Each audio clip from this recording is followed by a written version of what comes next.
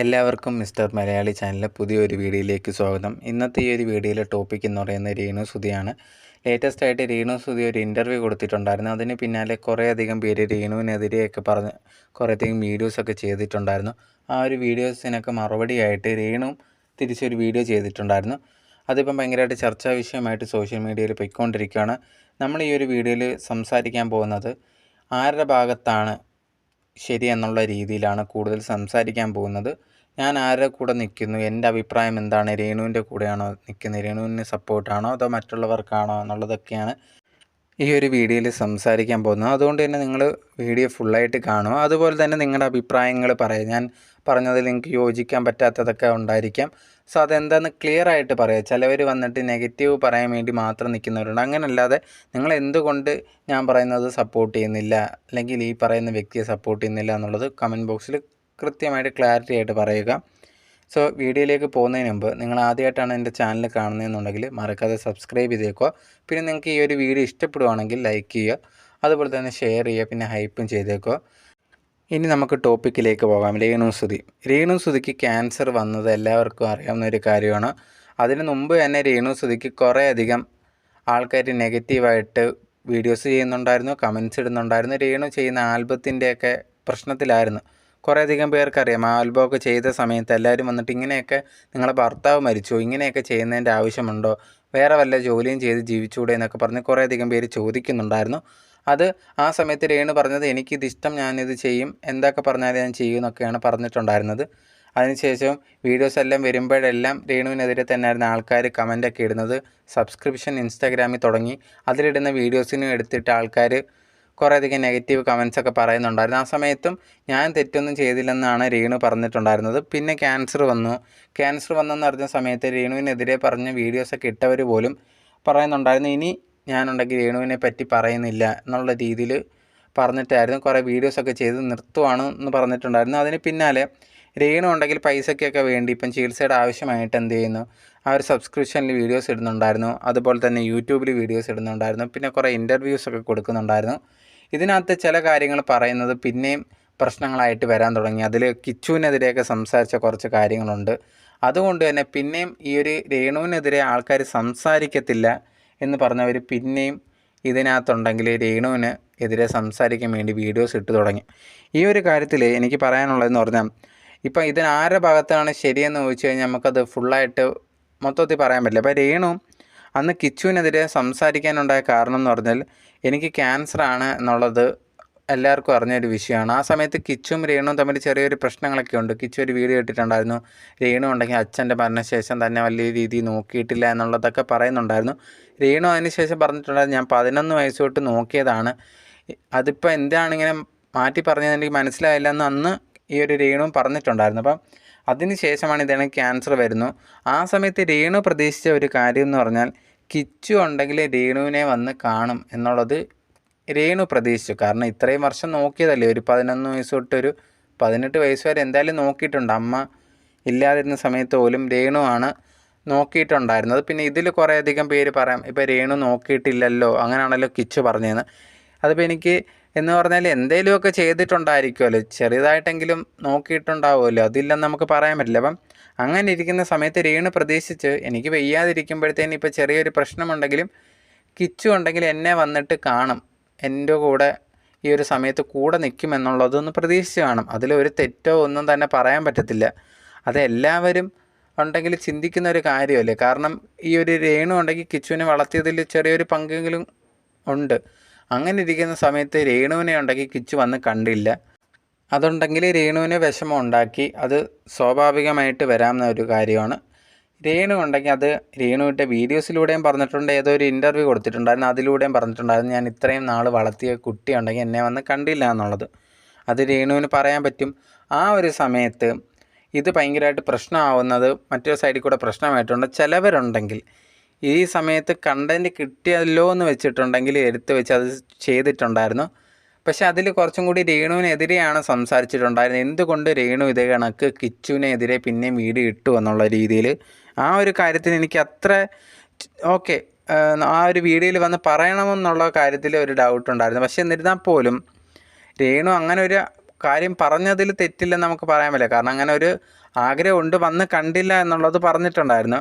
ബാക്കിയുള്ളവരെ വീഡിയോ ഇട്ട് സംസാരിച്ച ഒരു കാര്യം എന്തെന്ന് പറഞ്ഞാൽ ഇതേ കണക്ക് രേണു ഈ പറഞ്ഞ വീഡിയോയിൽ എന്തിനു വന്ന് ഇതേ കണക്ക് പറഞ്ഞു, പിന്നെയും കിച്ചുവിനെതിരെ സംസാരിച്ചതാണോ എന്നുള്ള രീതിയിലാണ് പറഞ്ഞിട്ടുണ്ടായിരുന്നു. കിച്ചുവിനെ ആൾക്കാരുടെ മുമ്പിൽ കൊച്ചാക്കാൻ വേണ്ടിയാണോ എന്നൊക്കെ ചോദിച്ചിട്ട് ആൾക്കാർ ഇതിനെതിരെ പറഞ്ഞിട്ടുണ്ടായിരുന്നു. അങ്ങനെ ക്ലിയർ ആയിട്ട് നല്ല രീതിയിൽ ആ ഒരു ഇൻറ്റൻഷൻ ഇതേ കണക്ക് കിച്ചുവിനെ ആൾക്കാരിലേക്ക് ഇട്ട് കൊടുക്കരുതെന്ന് പറഞ്ഞ കുറച്ച് പേരും, മറ്റവരുണ്ടെങ്കിൽ ഈ സമയത്ത് രേണുവിനെ പർപ്പസ്ഫുള്ളി ഇതിനെതിരെ രേണുവിനെ വെച്ച് കണ്ടൻറ് ഉണ്ടാക്കാൻ ശ്രമിച്ച ആൾക്കാരും ഉണ്ടായിരുന്നു. അതുണ്ടെങ്കിൽ കുറച്ച് നാളിങ്ങനെയൊക്കെ നടന്ന് ആൾക്കാരൊക്കെ വീഡിയോസൊക്കെ ചെയ്തിട്ടുണ്ടായിരുന്നു. എന്തായാലും ഇപ്പോൾ ലേറ്റസ്റ്റ് ആയിട്ട് രേണു ഉണ്ടെങ്കിൽ ഒരു ഇൻ്റർവ്യൂ കൊടുത്തിട്ടുണ്ടായിരുന്നു. ആ ഒരു ഇൻ്റർവ്യൂവിനകത്ത് രേണു കുറേയധികം കാര്യങ്ങൾ കിച്ചുവിനെതിരെ പിന്നെയും സംസാരിച്ചിട്ടുണ്ടായിരുന്നു. ആ സംസാരിച്ചതാണ് ഇപ്പം പിന്നെയും വലിയ രീതിയിൽ ചർച്ചയായിട്ടുണ്ടായിരുന്നത്. ഫസ്റ്റ് കാര്യം എന്ന് പറഞ്ഞു കഴിഞ്ഞാൽ ആ ഒരു ഇൻ്റർവ്യൂവിൽ രേണുവിൻ്റെ ആരോഗ്യസ്ഥിതിയെക്കുറിച്ചാണ് പറഞ്ഞിട്ടുണ്ടായിരുന്നത്. ഇപ്പം ചികിത്സ നടന്നുകൊണ്ടിരിക്കുകയാണ്, എല്ലാ കാര്യങ്ങളും കറക്റ്റായിട്ടൊക്കെ പോകുന്നുണ്ട്, എല്ലാം ശരിയാവുമെന്ന് വിചാരിക്കുന്നുണ്ട്, പിന്നെ വീട്ടുകാരെ സപ്പോർട്ടൊക്കെ ഉണ്ട് എന്നുള്ളത് പറഞ്ഞിട്ടുണ്ടായിരുന്നു. പിന്നെ പറഞ്ഞിട്ടുണ്ടായിരുന്നു ഞാൻ വിചാരിച്ച പലരും ഉണ്ടെങ്കിൽ എന്നെ വന്ന് കണ്ടിട്ടില്ല എന്നുള്ള രീതിയിൽ രേണു ആ ഒരു ഇൻ്റർവ്യൂവിൽ പറഞ്ഞിട്ടുണ്ടായിരുന്നു. അതിലൊരാളുടെ ആണ് ആ ഒരു പേര് പറഞ്ഞിട്ടുണ്ടെന്നത്, കിച്ചുവിൻ്റെ പേരാണ് രേണു പറഞ്ഞിട്ടുണ്ടായിരുന്നത്. കിച്ചുവിന് ഞാൻ അവനെ 11 വയസ്സ് തൊട്ട് 18 വയസ്സ് വരെ വളർത്തിയതാണ്, എന്നിട്ട് അവൻ എന്നെ വന്ന് കാണുമെന്ന് ഞാൻ പ്രതീക്ഷിച്ചിട്ടുണ്ടായിരുന്നു. അതുപോലെ തന്നെ ആങ്കർ ചോദിക്കുന്നുണ്ടായിരുന്നു, ഈ സമയത്തുണ്ടെങ്കിൽ കിച്ചു കൂടെ ഓടി നടന്ന് ചേച്ചിയുടെ കാര്യങ്ങളൊക്കെ ചെയ്യണം എന്ന് ആഗ്രഹിച്ചിട്ടില്ലേ എന്നൊക്കെ ചോദിച്ചിട്ടുണ്ടായിരുന്നു. ആ സമയത്തുണ്ടെങ്കിൽ രേണു പറയുന്നുണ്ട്, അതെ ഞാൻ അങ്ങനെ ആഗ്രഹിച്ചിട്ടുണ്ട്, അതുപോലെ തന്നെ ഉണ്ടാവുമെന്നാണ് ഞാൻ കരുതിയത്, പക്ഷേ അതൊന്നും നടന്നിട്ടില്ല, പൈസയുടെ മുകളിൽ ആരും പോകത്തില്ല എന്നുള്ള രീതിയിലാണ് ഞാൻ മനസ്സിലാക്കിയെന്നുള്ളത് രേണു ഉണ്ടെങ്കിൽ ഈ ഒരു ഇൻ്റർവ്യൂവിൽ പറഞ്ഞിട്ടുണ്ടായിരുന്നു. അതുപോലെ തന്നെ ഞാനുണ്ടെങ്കിൽ ആ ഒരു കുടുംബക്കാരുമായിട്ടൊന്നും വലിയ രീതിയിൽ ഇപ്പം ബന്ധമില്ല എന്നുള്ളത് ആ ഒരു ഇൻ്റർവ്യൂവിൽ നിന്ന് മനസ്സിലാക്കിയിട്ടുണ്ടായിരുന്നു.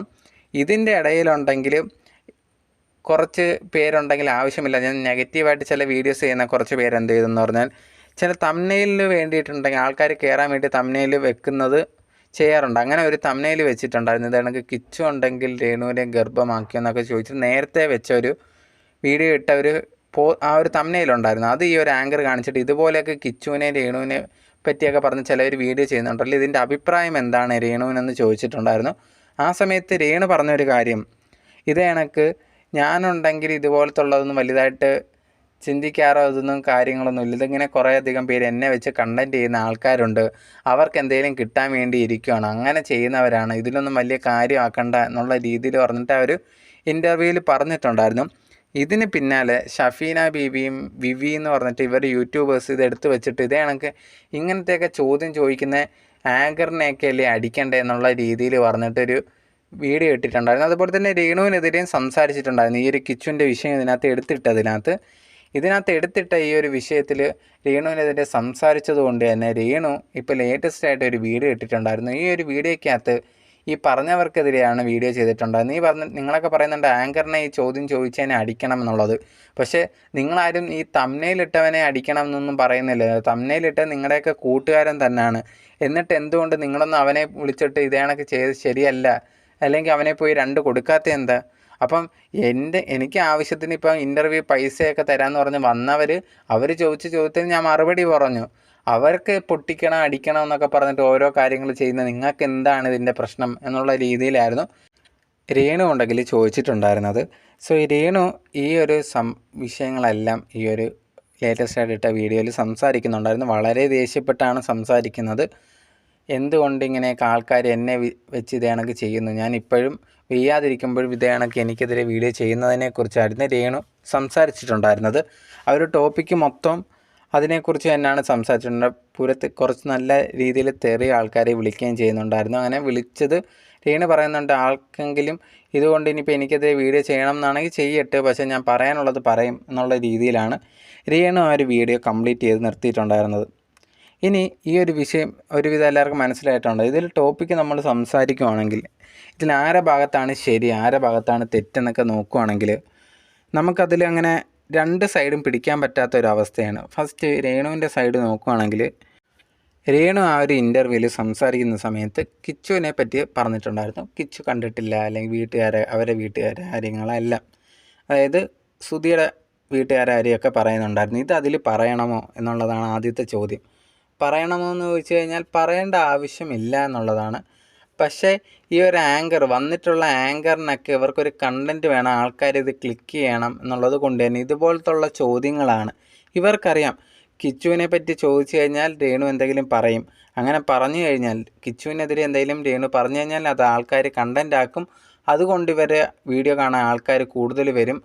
കണ്ടൻറ്റ് കുറച്ചും കൂടി ഒപ്പിക്കാം എന്നുള്ള രീതിയിൽ ഇവർ മനസ്സിലാക്കിയിട്ടാണ് രേണുവിൻ്റെ അടുത്ത് ഈ ഒരു കിച്ചുവിനെ പറ്റി ചോദിച്ചിട്ടുണ്ടായിരുന്നത്. അപ്പം അവരെ കയ്യിലാണ്, കാരണം അവർ പൈസ രേണുവിന് കൊടുത്തിട്ടാണല്ലോ ഈ ഇൻ്റർവ്യൂവിന് വരുന്നത്. അപ്പോൾ എന്തെങ്കിലും മുതലാക്കണ്ടേ, അപ്പോൾ ആ ഒരു രീതിയിൽ ചോദിച്ചും. ആ ഒരു സമയത്ത് രേണുവിന് ഒന്നാതെ കിച്ചുവിനോടുള്ള ഒരു ദേഷ്യമുണ്ട്. കാരണം കിച്ചു ഉണ്ടെങ്കിൽ ഈ ഒരു രോഗമാണെന്നൊക്കെ അറിഞ്ഞിട്ട് പോലും വന്ന് കണ്ടിട്ടില്ല. അതുകൊണ്ട് ഒരു ദേഷ്യം കിച്ചുവിനോടുണ്ട്. ഇതുകൂടി ഈ ഒരു ചോദ്യം കൂടെ ആയ സമയത്ത് രേണുവിന് എന്തൊക്കെയാണോ പറയാനുള്ളതൊക്കെ പറഞ്ഞിട്ടുണ്ടായിരുന്നു. ഇത് കണക്ക് കാര്യങ്ങളൊക്കെയാണ് എനിക്കുണ്ടെങ്കിൽ അങ്ങനെ ഇനി മോനോ കാര്യങ്ങളോ ഇല്ല എന്നുള്ള രീതിയിൽ പറഞ്ഞിട്ടുണ്ടായിരുന്നു. സോ ഇത് കാണുന്ന നമ്മൾ വെളിയിൽ നിന്ന് കാണുന്ന ആൾക്കാർക്ക് തോന്നി എന്തിന് കിച്ചുവിൻ്റെ പേര് ചുമ്മാ ഇനി വലിച്ചഴയ്ക്കുന്നത്. ഇതിപ്പം രേണു പിന്നെ ഇത് കണക്ക് പറഞ്ഞു കഴിഞ്ഞാൽ ആൾക്കാർ പിന്നെയും രേണുവിനെ സപ്പോർട്ട് ചെയ്യുന്ന ആൾക്കാരുണ്ട്. അവരുണ്ടെങ്കിൽ പോയിട്ടുണ്ടെങ്കിൽ കിച്ചുവിനെതിരെ ഉണ്ടെങ്കിൽ വീഡിയോസിൽ താഴെ വന്ന് കമൻ്റ് ഇടാൻ തുടങ്ങും. അങ്ങനെ ഇടാൻ തുടങ്ങിക്കഴിഞ്ഞാൽ എന്തോ അവന് മാനസികമായിട്ട് ബുദ്ധിമുട്ടൊക്കെ ഉണ്ടാവും. അപ്പോൾ കുറേയധികം പേര് കിച്ചുവിനെ സപ്പോർട്ട് ചെയ്യുന്നുണ്ട് ആൾക്കാരും ഉണ്ട്. അപ്പോൾ ഇവരെന്ത് ചെയ്യുമെന്ന് പറഞ്ഞാൽ രേണുവിനെ വന്നിട്ട് കമൻ്റ് ഇടാൻ തുടങ്ങി. നീ എന്തിനാണ് ഇതുപോലത്തുള്ള കാര്യങ്ങൾ പറയുന്നത് എന്നുള്ള രീതിയിൽ പറഞ്ഞിട്ട് രേണുവിനെ ഇഷ്ടപ്പെടുന്ന ആൾക്കാർ അവിടെ പോയി ഇടുന്നുണ്ട്. അതേപോലെ തന്നെ കിച്ചുവിനെ ഇഷ്ടപ്പെടുന്നവർ ഇവിടെ വന്ന് രേണുവിനെതിരെയും കമൻറ്റ്സ് ഇടുന്നുണ്ട്. ഈ ഒരു സമയത്ത് ഇപ്പം വീഡിയോസ് ചെയ്യുന്ന ആൾക്കാർക്ക് കണ്ടൻറ്റ് തന്നെ, ഇപ്പോൾ എനിക്കധികം കണ്ടൻറ്റ് തന്നെ ചെയ്യണം എന്നുള്ളത് പൈസയ്ക്ക് വേണ്ടി തന്നെയാണ്. പക്ഷേ എന്നിരുന്നാൽ പോലും ഇപ്പം ചെയ്യുന്ന ആൾക്കാർ വീഡിയോ ചെയ്യുമ്പോഴത്തേന് ആ ഒരു ടോപ്പിക്ക് വിഷയം മെയിനായിട്ട് ചിന്തിക്കുക എന്ന് പറയുന്നത് രേണു കിച്ചുവിൻ്റെ പേര് ഇതിലേക്ക് ഇടേണ്ട കാര്യമില്ലായിരുന്നു എന്നുള്ളത് തന്നെയാണ്. കാരണം കിച്ചുവിൻ്റെ പേര് ഇടുമ്പോഴത്തേന് ഇവർ തമ്മിലുള്ള ഒരു പ്രശ്നങ്ങൾ പിന്നെയും കൂടത്തേ ഉള്ളൂ. അതുപോലെ തന്നെ കിച്ചുവിന് മറ്റുള്ളവർ ആ ഒരു കുട്ടി എന്നുള്ള ഫീലിംഗ് എല്ലാവർക്കും ഉണ്ട്, ആ ഒരു ഇഷ്ടമുണ്ട്. അതുകൊണ്ട് തന്നെ രേണു ഇത് കണക്ക് പറയുമ്പോഴത്തേനും ഒരു എന്താ പറയുക, ഒരു അമ്മ ആയിട്ട് നിന്നൊരു വ്യക്തി ഇത് കണക്ക് കിച്ചുവിനെതിരെ പറയുമ്പോഴത്തേനും ആൾക്കാർ വിചാരിക്കുന്നത് പറഞ്ഞാൽ നിങ്ങൾ ഇത്തിരി പ്രായമുള്ള ആളല്ലേ, കിച്ചുവിനെതിരെ എന്തിനാണ് ഇങ്ങനെ സംസാരിക്കുന്നത് എന്നുള്ള രീതിയിൽ ചിന്തിക്കാം. സോ അങ്ങനെ ചിന്തിക്കുമ്പോഴത്തേനും അത് ഈ ഒരു വീഡിയോസ് ചെയ്യുന്ന ആൾക്കാരുടെ ഭാഗത്ത് തെറ്റുണ്ടെന്ന് പറയാൻ പറ്റില്ല. കാരണം കിച്ചുവിനെ അങ്ങനെ എല്ലാവരും കാണുന്നത് കൊണ്ടാണ്. പക്ഷെ അതേ സമയത്ത് രേണു ഉണ്ടെങ്കിൽ രേണുവിൻ്റെ ഭാഗത്താണ് ഫുള്ള് തെറ്റെന്ന് നമുക്ക് പറയാനും പറ്റില്ല. കാരണം രേണുവിന് ആ ഒരു വിഷമമുണ്ട് കിച്ചു വന്ന് കണ്ടിട്ടില്ലല്ലോ എന്നുള്ളത്. പക്ഷേ ആ ഒരു ഇൻ്റർവ്യൂവിൽ വെച്ച് കിച്ചുവിനെതിരെ സംസാരിച്ച ഒരു രീതി ഒന്ന് കുറച്ച് ടോൺ കുറച്ചിരുന്നാൽ കൊള്ളാമെന്ന് എനിക്ക് തോന്നിയിട്ടുണ്ടായിരുന്നു. കാരണം എന്ന് പറഞ്ഞാൽ അതാണ് ആൾക്കാരിലെ കുറച്ചും കൂടി ഈ ഒരു രേണുവിലേക്ക് ദേഷ്യം വരുത്തുന്ന ഒരു കാര്യം. പല സമയത്തും രേണു ചില കാര്യങ്ങൾ നല്ല രീതിയിൽ സംസാരിക്കാൻ ശ്രമിക്കുമെങ്കിൽ പോലും ഈ ടോണുണ്ട് ഭയങ്കരമായിട്ട് ഒരു അഹങ്കാരം രീതിയിൽ ചില സമയത്ത് നമുക്ക് തോന്നും. പക്ഷേ രേണു അങ്ങനെ ആയിരിക്കണം എന്നില്ല ഉദ്ദേശിച്ചത്. പക്ഷെ കാണുന്ന സമയത്ത് നമുക്ക് തോന്നും. ഇപ്പം കിച്ചുവിൻ്റെ കാര്യം സംസാരിച്ച സമയത്ത് പോലും കിച്ചുവിനെ എതിരെ ഭയങ്കരമായിട്ട് എന്തോ ദേഷ്യം ഭയങ്കരമായിട്ടുള്ളതുപോലെ തന്നെ അവർ പ്രകടിപ്പിച്ചിട്ടുണ്ടായിരുന്നു. ഇനിയിപ്പോൾ അങ്ങനെ ഒരാളില്ല എന്നുള്ളതും പിന്നെ പല കാര്യങ്ങളും 11 വയസ്സ് തൊട്ട് 18 വയസ്സ് വരെ നോക്കിയതാണ്, അമ്മ കളഞ്ഞിട്ട് പോയതാണെന്നൊക്കെ ഉള്ള രീതി പറയുമ്പോഴത്തേന് ആൾക്കാരിത് കേൾക്കുമ്പോഴത്തേന് ഇതെന്ത് ഇത്ര ആശയമായിട്ട് സംസാരിക്കുന്നത്, എന്തെന്ന് പറഞ്ഞാൽ നിങ്ങൾ 11 വയസ്സ് തൊട്ട് നോക്കിയ കുട്ടിയല്ലേ എന്നുള്ളതാണ് ചിന്തിക്കുന്നത്. അപ്പോഴത്തേന് ഇതിൽ രണ്ട് ഭാഗത്തും ശരി തെറ്റെന്നൊന്നും പറയാൻ പറ്റില്ല. നമ്മുടെ നിൽക്കുന്ന അല്ലെങ്കിൽ കാണുന്ന ഒരു കാഴ്ചപ്പാടിൻ്റെ രീതിയാണ്. രേണുവിൻ്റെ ഭാഗത്ത് നോക്കുമ്പോഴത്തേന് രേണുവിൻ്റെ ഭാഗത്ത് ശരികളുണ്ട്. കിച്ചു വന്ന് കാണാത്തത് ആ ഒരു വിഷമവും അത് പ്രകടിപ്പിക്കേണ്ട, അതും ഈ ഒരു സിറ്റുവേഷനിൽ നിൽക്കുമ്പോൾ ചിലപ്പം പറഞ്ഞു പോകും. പക്ഷെ അവർ ചിലപ്പോൾ അവർ പറഞ്ഞ രീതി ഒന്ന് കുറച്ചിരുന്നാൽ മാറ്റി കുറച്ച് സോഫ്റ്റായിട്ട് പറഞ്ഞിരുന്നാൽ പിന്നെ ഒന്ന് വന്ന് കണ്ടാൽ കൊള്ളാം എന്നുള്ളത് പറഞ്ഞിരുന്നാൽ ആൾക്കാർ ഇത്ര രീതിയിൽ ഹാർഷായിട്ട് രേണുവിനെതിരെ വീഡിയോ ചെയ്യുമെന്ന് എനിക്ക് തോന്നുന്നില്ല. അതേ സമയത്ത് ഓപ്പോസിറ്റ് നിൽക്കുന്ന ആൾക്കാരെ കാര്യം നോക്കി അവർ നോക്കുമ്പോൾ കിച്ചുവിനെ ഈ ഒരു ഹാർഷായിട്ട് സംസാരിക്കുന്ന ഇഷ്ടപ്പെടാതെ വരുന്നതാണ്. അപ്പം രണ്ട് ഭാഗത്തും തെറ്റുണ്ടെന്ന് പറയാൻ പറ്റില്ല. രണ്ട് ഭാഗത്ത് അവരുടേതായിട്ടുള്ള ശരിയും കാര്യങ്ങളൊക്കെ ഉണ്ട്.